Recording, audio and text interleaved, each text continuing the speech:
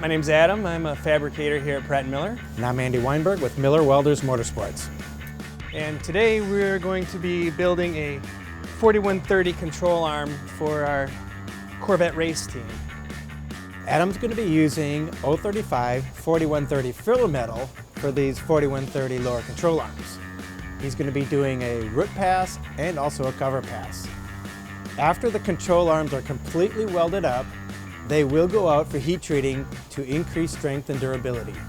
We'll be using the Dynasty 400 set on DC at about 125 amps, which Adem will control with the foot pedal.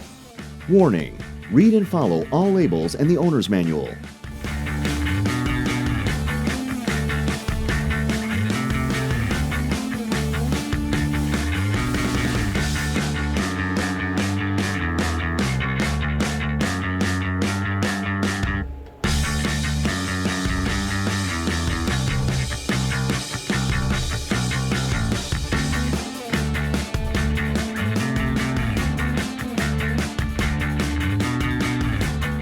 It takes us about 4 or 5 hours to weld up one of these lower control arms, and this is what it looks like when it comes back from heat treat.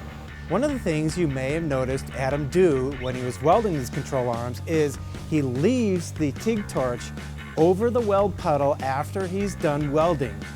He's got a lot of post flow dialed into the machine. That's very important because Chromoly 4130 is a very temperature sensitive base metal, and as that weld puddle is cooling, it's important to keep gas flow on it.